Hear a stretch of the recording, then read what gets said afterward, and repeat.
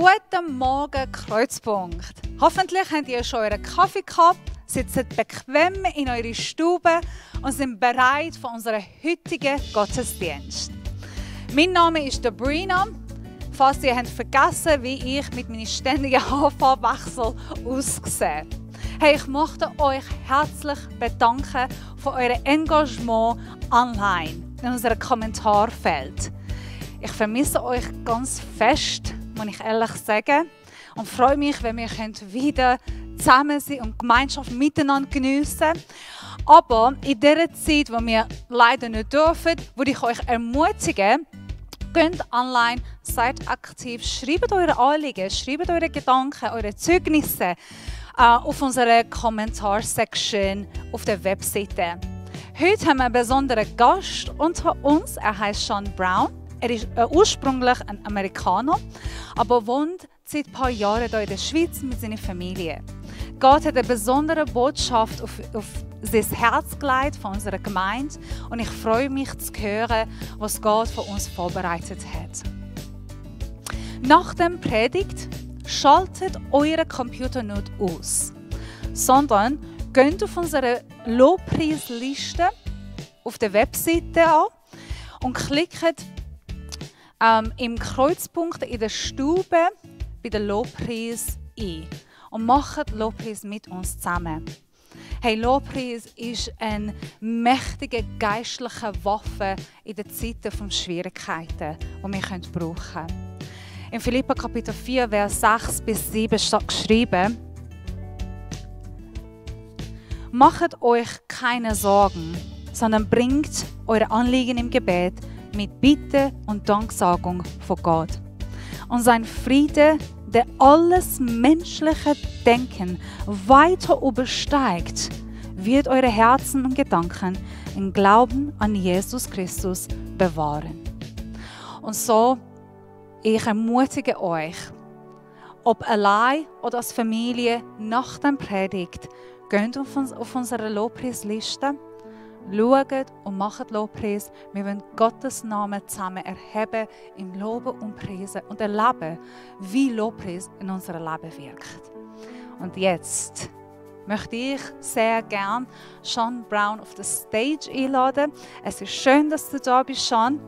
Wir freuen uns zu hören, was Gott auf dein Herz gelegt hat. Danke vielmals, dass du gekommen bist.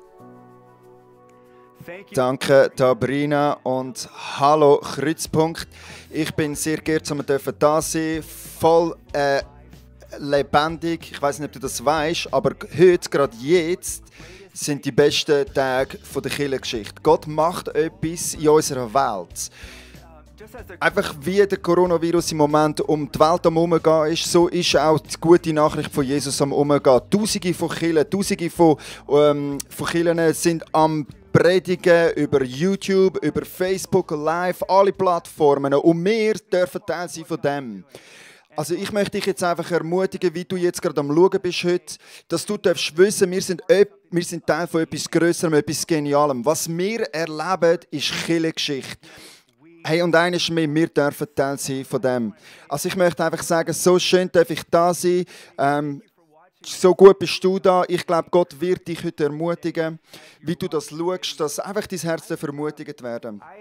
Ich hatte ganz viele Leute, die mich kontaktiert haben wegen dem Coronavirus. Und ein paar von diesen Fragen sind die normalen Fragen gewesen, so wie zum Beispiel, ist das eines der Endzeit-Phänomene? Wo ich ehrlich gesagt nicht weiss. Sie fragen mich, ist das vielleicht das Coronavirus eine Strafe von Gott, weil wir so sündige Kirchen haben, weil wir einfach als Gesellschaft gefallen sind. Und andere haben mich gefragt, ist das jetzt einfach, was einfach zu einer gefallenen Welt dazugehört. Und ich habe über die Sachen angefangen nachdenken und die Fragen angefangen nachdenken. Und ich habe gefunden, ich probiere heute ein paar zu beantworten.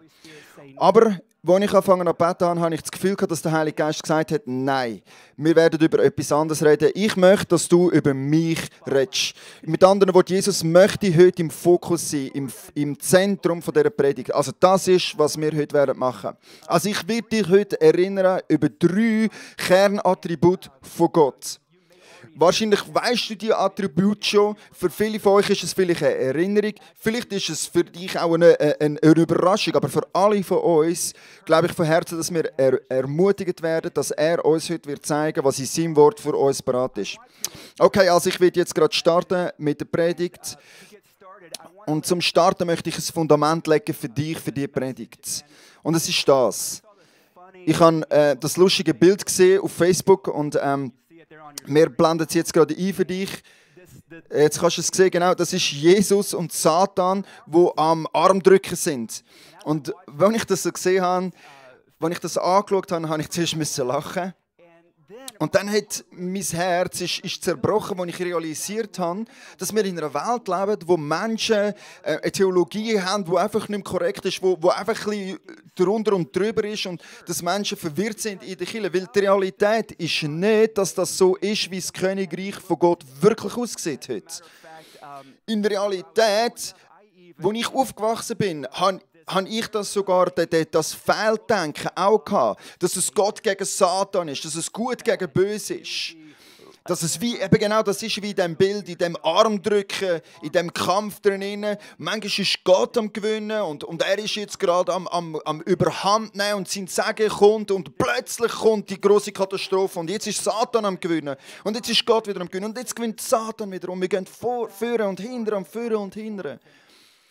Als ein junger Christ bin ich wirklich entmutigt worden von dem, weil ich gehört habe von Gesetzen, die reingekommen sind, die schlecht waren, von Pandemien und Tsunamis, die passiert sind. Und ich habe mir das so vorgestellt, als okay, jetzt ist Satan gerade am Gewinnen gegen Jesus. Aber ich habe gewusst, natürlich, wenn du in die Offenbarung schaust, siehst du, dass Gott gewinnt. Also irgendwo in diesem Kampf, irgendwann wird Gott dann schon gewinnen, den Kampf. Und wir werden als Sieger rauskommen.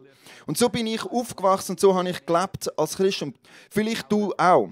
Aber ich möchte den Mythos abeinandernehmen heute. Ich möchte die falsche Theologie korrigieren. Weil wenn wir nämlich sehen, wie es wirklich ist, biblisch, glaube ich, dass dich das wird ermutigen heute. Also, ich glaube, der beste Weg, wie wir das machen können, ist, wir brauchen 2 Freiwillige. Genau. Wir haben hier eine Kamera. Menschen, kommen doch mal vor. Genau.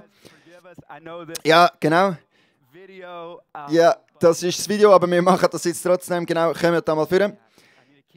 Genau, wir müssen da schön Abstand halten wegen dem Coronavirus. Aber ich habe immer gedacht, eben, dass das Königreich von Gott, dass das auf der gleichen Ebene ist und dass Gott und Satan gegeneinander kämpfen, so wie wir darüber geredet haben. Eben, genau, vielleicht die miteinander am Boxen sind. Aber das ist nicht, wie es wirklich ist. Es ist vielmehr so, wie das Bild, das du jetzt hier siehst.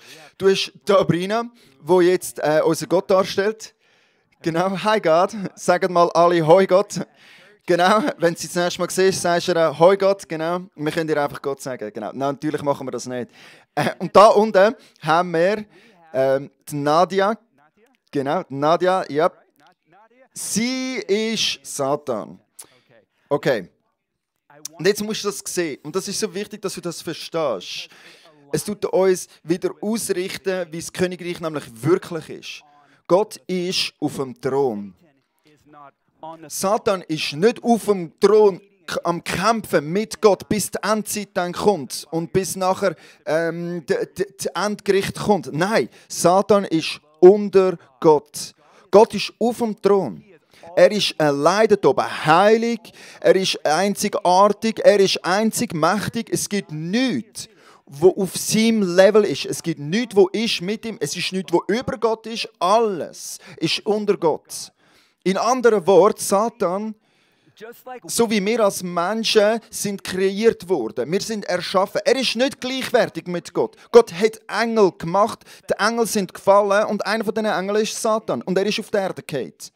Du musst das sehen, du musst das verstehen, was wir jetzt darüber reden, gerade in einem Moment. Was ich darüber reden will, ist das Attribut, die 3 Kernattribute von Gott.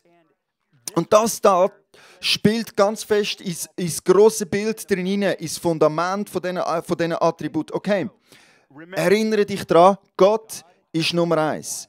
Nicht neben ihm, nicht über ihm. Satan ist da unten. Danke vielmals. Ja, genau, wir haben probiert, den Abstand einzuhalten wegen dem Coronavirus. Wir probieren, die Gesetze der Schweiz einzuhalten. Ich darf in diesem genialen Land leben, in der Schweiz. Und ich und meine Frau leben hier in der Schweiz. Wir haben 2 Töchter. Sie sind Doppelbürger hier in der Schweiz. Und meine Frau ist Amerikanerin und Schweizer Doppelbürgerin. Und hoffentlich eines Tages darf ich auch ein Schweizer werden. Also ich probiere, den Abstand einzuhalten. Genau. Okay. Mit diesem Bild, also als Fundament, möchte ich jetzt darüber reden, über die 3 sehr ermutigenden Kernattribute von Gott. Ein Attribut ist einfach etwas, das wahr ist über Gott. Also wenn wir über Attribut reden, dann geht es um grundlegende Wahrheit. Und diese Attribute sind nicht holistisch.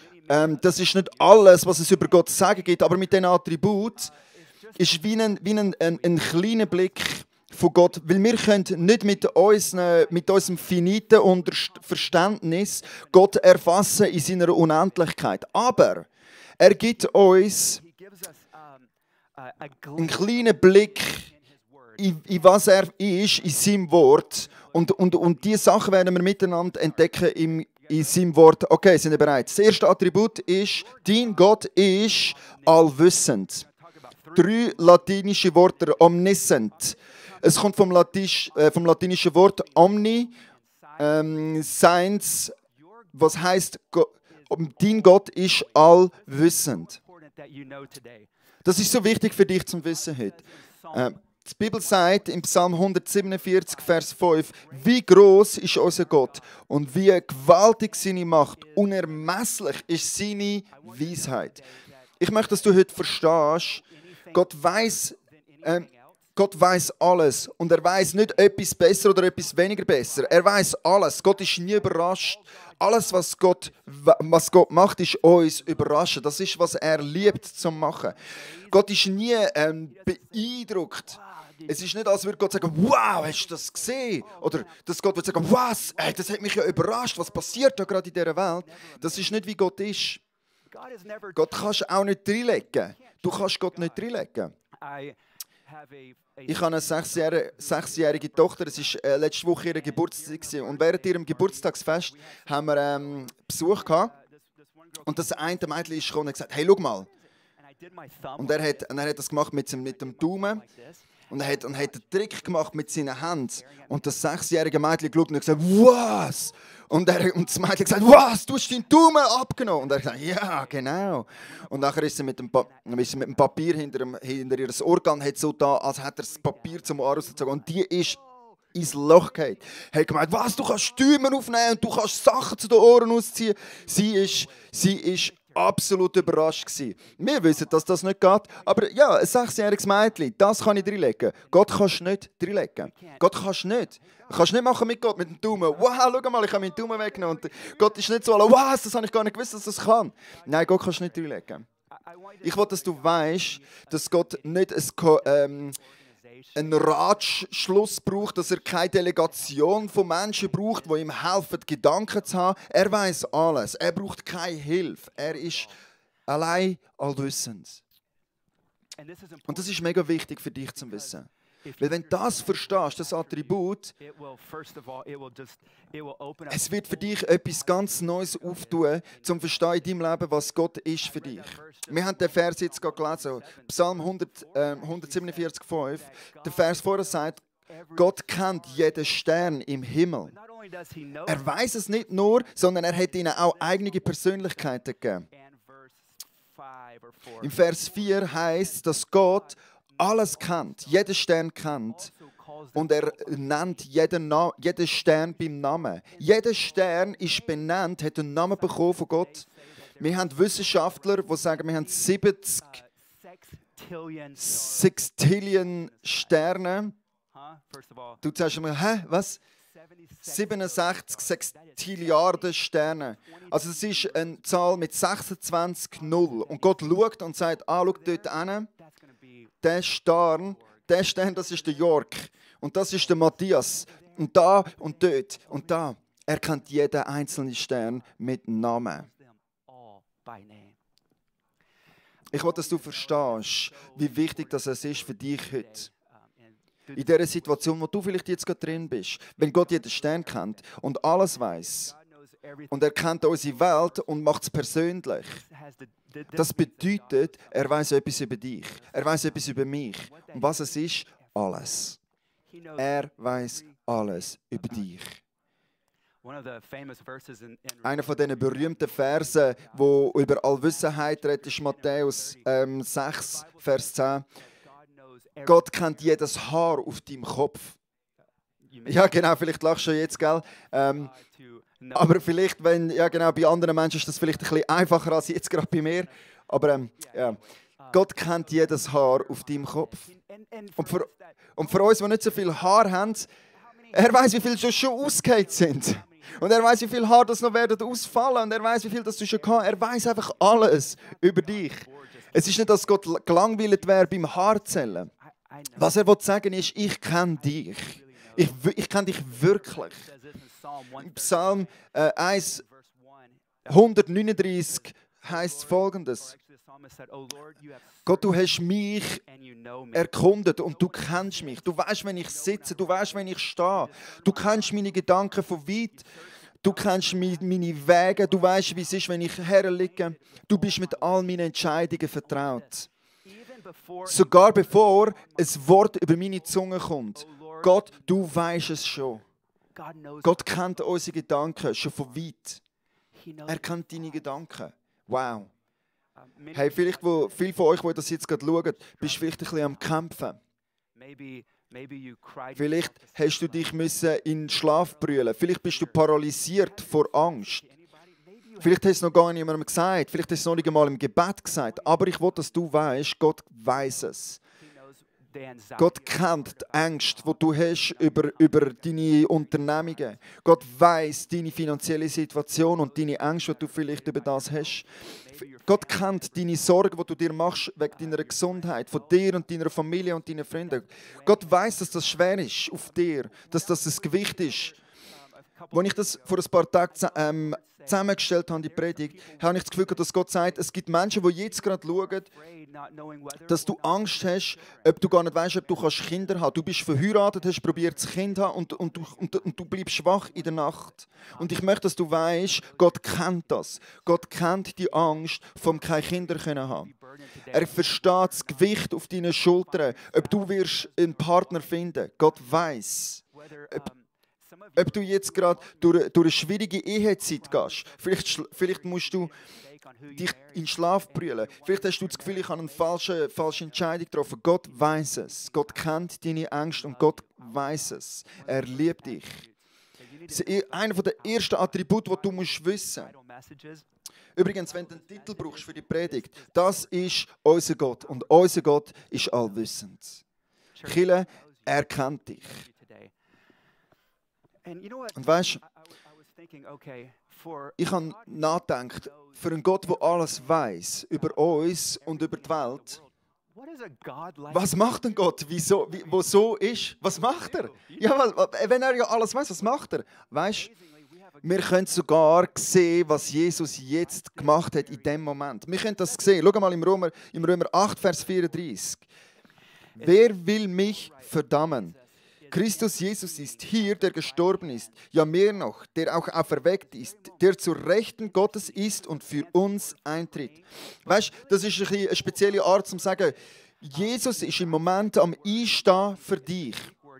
Es ist das griechische Wort intugano, 2 griechische Wörter in und tugano. Und ich will über das reden, über das Wort tugano, über das Eintreten. Aber bevor ich das mache, wollte ich, dass du das siehst. Gott ist mit dem Vater jetzt am Reden. Das ist, was Gebet ist. Einfach reden mit Gott, das macht Jesus. Er ist jetzt gerade dort am Reden mit Gott. Und das Wort ist intugano. 2 griechische Wörter, intugano.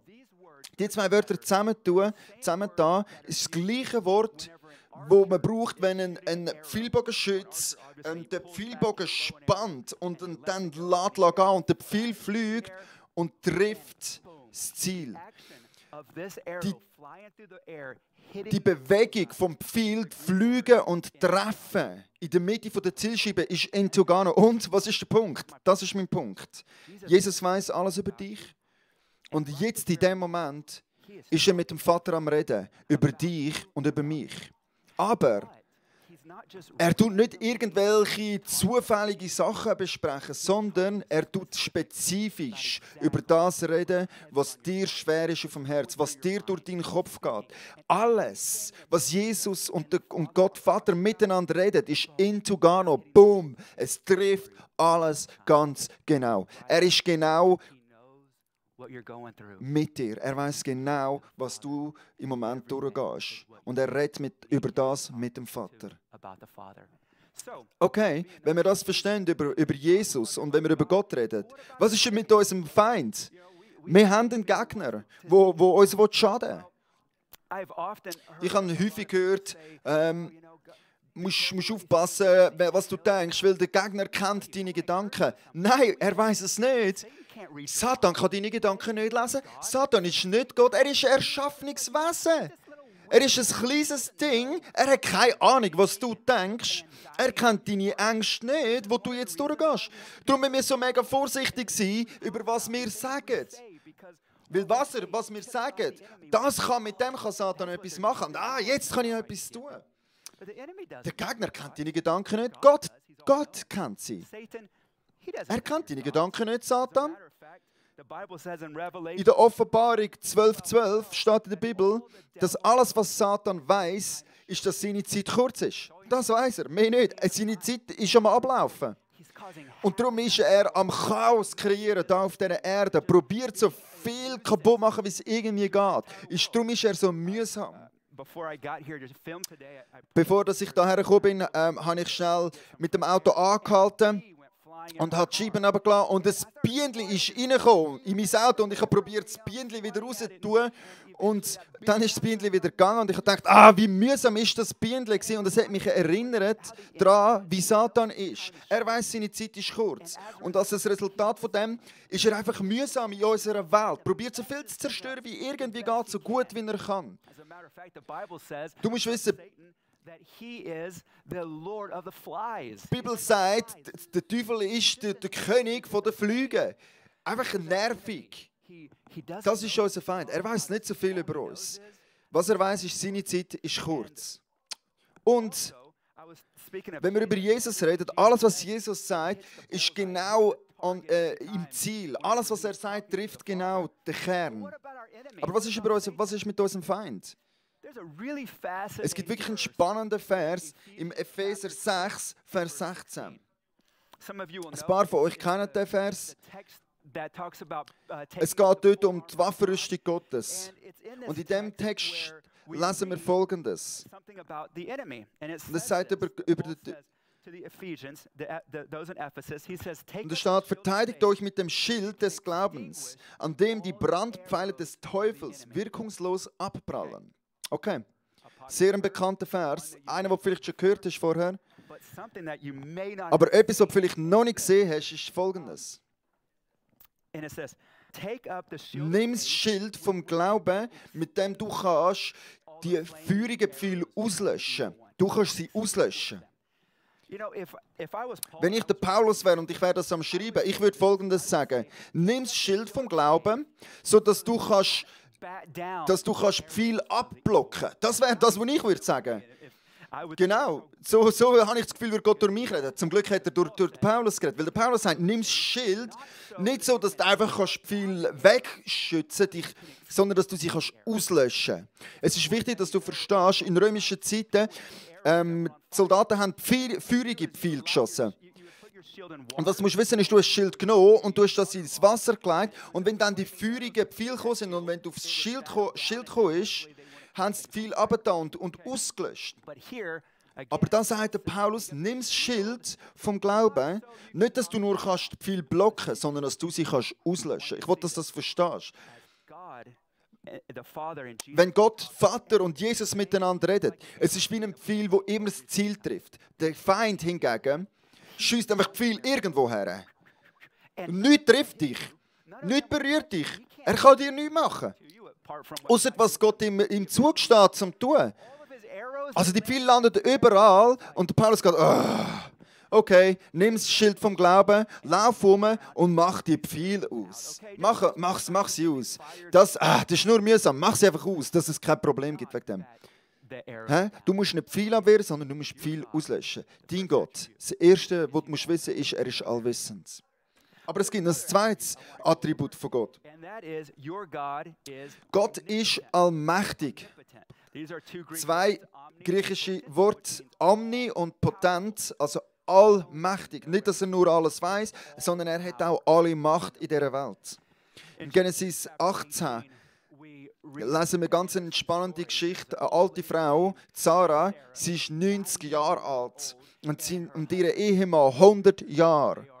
Wir können sagen, mit viel Respekt, das sind alte Menschen. Also die hocken jetzt einfach in ihrem Zelt und 3 Engel kommen. Die Engel sind gesendet von Gott und sie reden mit dem Abraham und sagen, hey Abraham, wir kommen in einem Jahr nochmal und wenn wir wieder kommen, deine Frau hat einen Sohn geboren. Und die Bibel sagt, dass Sarah anfangen zu lachen. Was? Ihr spinnt doch. Nein, ich bin 90. Das wird nie mehr passieren. Verstehst du? Der Körper ist 90, da passiert nichts mehr. Und die Engel schauen und sagen, Sarah, warte, hast du gelacht? Und Sarah sagt, nein, ich habe nicht gelacht. Ja, ich habe gehört, wie du gelacht hast. Und sie, ja, okay. Und sie schauen sie an und sagen folgende Worte. Ist etwas schwer für Gott? Mit anderen Worten, die Engel sagen, wir sind im Himmel gewesen. Wir sind um den Thron herum. Ich bin näher bei dem Gott, verstehst du? Ich habe gerufen, heilig, heilig, heilig. Und ich bin daher geschickt worden. Ich wollte dich einfach erinnern, Sarah. Irgendetwas schwer für den Gott? Nein, es gibt nichts, was schwer ist für ihn. In Matthäus gibt es die Geschichte von einem reichen Jüngling, der gerne ewiges Leben haben und sie reden miteinander. Und Jesus sagt dem reichen Jüngling, hey, wenn du ewiges Leben haben willst, das ist, was du machen musst.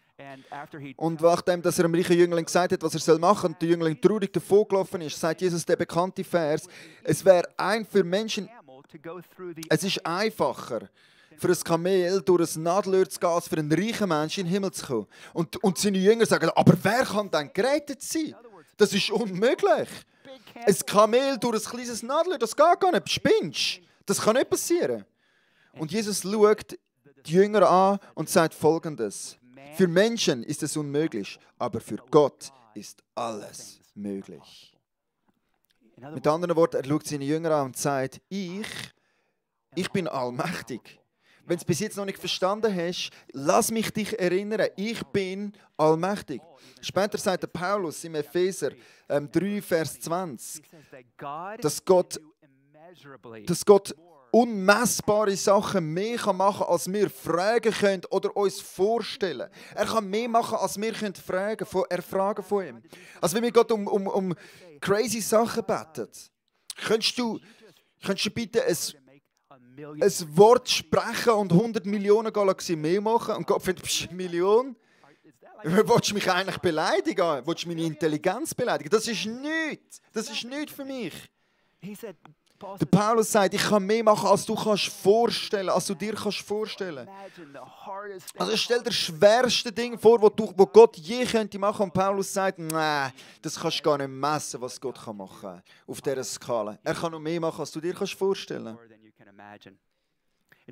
Es ist faszinierend für mich, dass es Gott gleich viel Macht braucht, um ein kleines Ameisli zu machen, wie die ganze Welt. Es hat ihm nicht mehr Aufwand gekostet. Er atmet einfach und redet und die Galaxien existieren, weil er das Wort gesagt hat. Alles existiert, weil er redet. Sturm beruhigt sich, wenn er anfängt zu reden. Ich möchte dich ermutigen mit diesem Attribut, weil heute ist er immer noch allmächtig. In unserer Welt kann er alles machen. Er hat alle Macht, die du brauchst heute. Es Menschen, die jetzt schauen, du musst geheilt werden. Gott kann heilen. Er ist auch ein Heiler. Er kann dich heute heilen. Er ist allmächtig.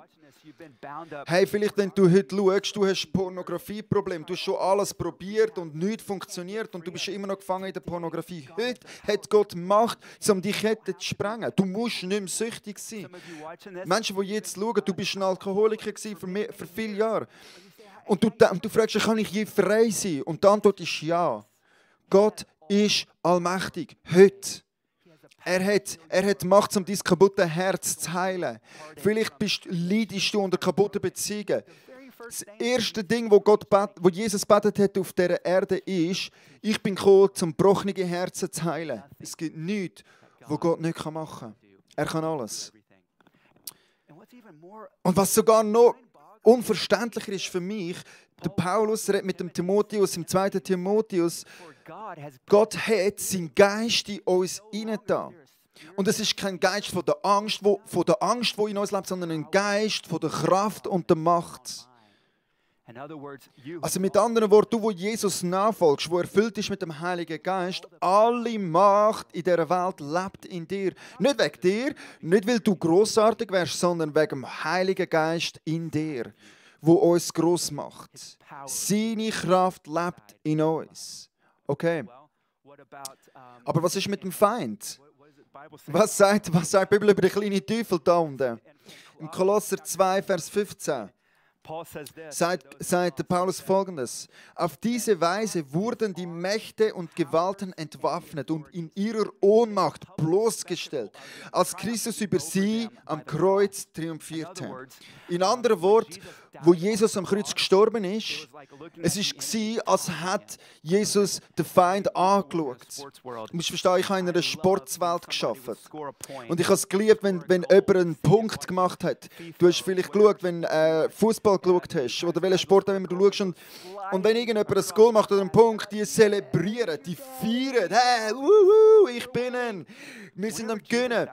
Wenn Jesus am Kreuz gestorben ist, als er seine Arme ausgestreckt hat, hat er Satan angeschaut und hat zu Satan gesagt, du hast keine Macht jetzt mehr. Ich habe gewonnen. Ich habe alle Macht. Und du hast keine Macht mehr. Ich will, dass du heute verstehst. Viele Christen, wenn wir rumlaufen und mit der falschen Mentalität unterwegs sind, dass wir das Gefühl haben, Satan hat noch Macht und dass er noch könnte, uns Schmerzen zufügen, aber die Realität ist weit weg von dem. Satan hat keine Macht. Satan ist wie ein brüllender Löwe, der rumläuft. Aber ich habe mal jemanden gehört, der gesagt hat, wenn du sein Maul aufmachen wirst du sehen, dass es keine Zähne drin hat. Er ist nur am Brüllen, es hat keine Zähne drin. Er kann dich gar nicht verwischen. Wenn er dich packen würde, er müsste dich ohne Zähne probieren zu kauen. Er ist entwaffnet worden. Aber trotzdem, seine erste Kraft ist, in dein Ohr reinzuflüstern und Lügen zu erzählen. Und dir will klar machen, deine Welt geht abeinander. Gott wird nie für dich versorgen. Du wirst sterben wegen dem und dieses. Und er probiert, dir Angst einzuflößen. Aber die Bibel sagt, dass Gott seinen Geist in dich hinein hat, von der Freiheit und nicht von der Angst. Also, meine Tochter hat mal ein Geschenk ausgepackt und es hat ein Barbie da drin gehabt und sie hat gesagt, Papa, kannst du bitte die Packung aufmachen?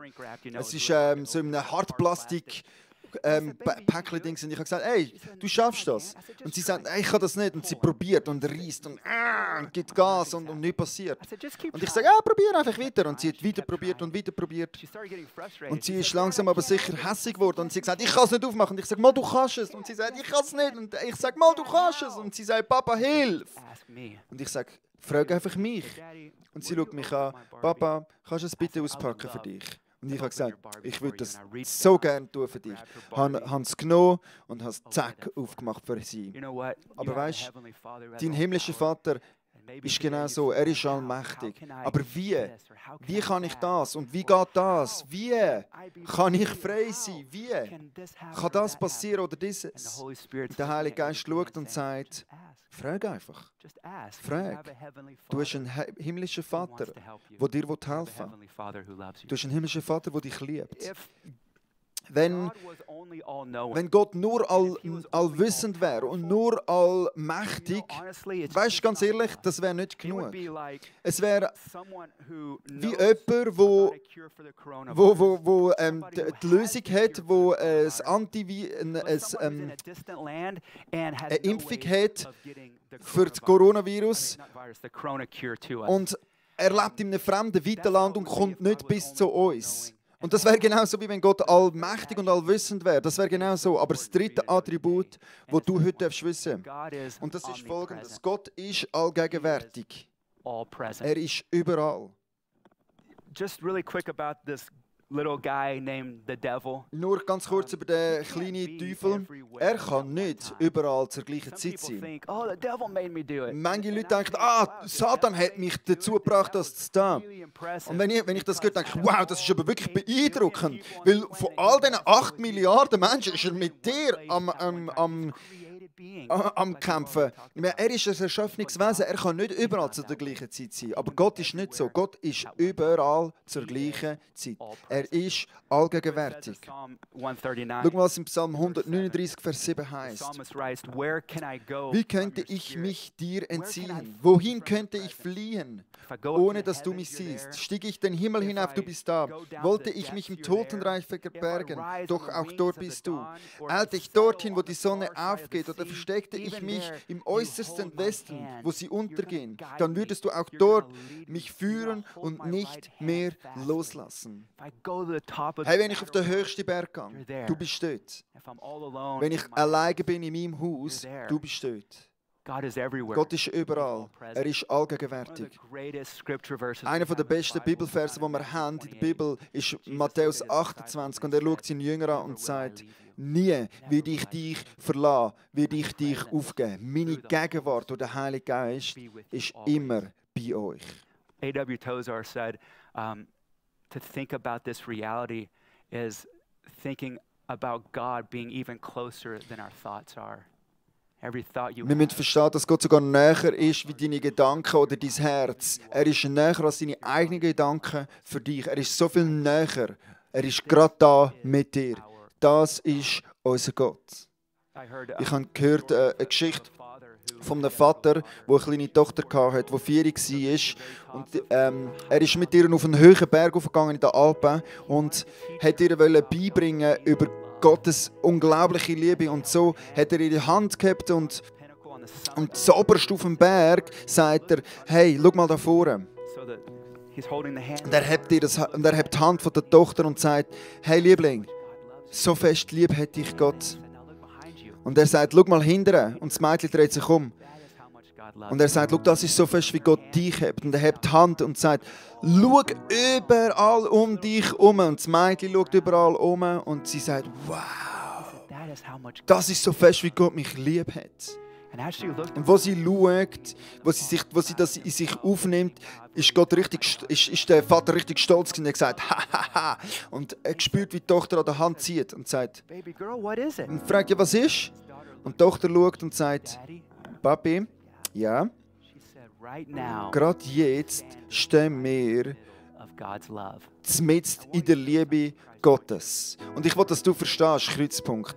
Jetzt in dem Moment, wo du bist, in deinem Auto, in deinem Haus, am Joggen für dich allein, du bist in der Mitte von Gottes Liebe. Er liebt dich. Er liebt dich. Die 3 Kernattribute von Gott, die wir darüber geredet haben, ist, wie Gott ist für dich heute. Er ist allwissend. Er ist allmächtig und er ist gerade da bei dir. Er ist für dich. Ich möchte beten für dich, bevor wir schließen. Jesus, du siehst jede einzelne Person, die jetzt schaut. Du weißt, wo sie drinnen stehen. Du weißt, was schwer ist auf unseren Herzen. Du weißt, was uns niederdrücken. Gott, du kennst jede Person, die letzte Nacht gebrüllt hat. Du Jesus, du siehst nicht nur unsere Tränen, sondern du hörst unsere Tränen. Wie unsere Tränen die Backen runterrollen, hörst du es. Das ist so nahe, wie du bist. Ich bete, Heiliger Geist, dass du jedem Mut gibst.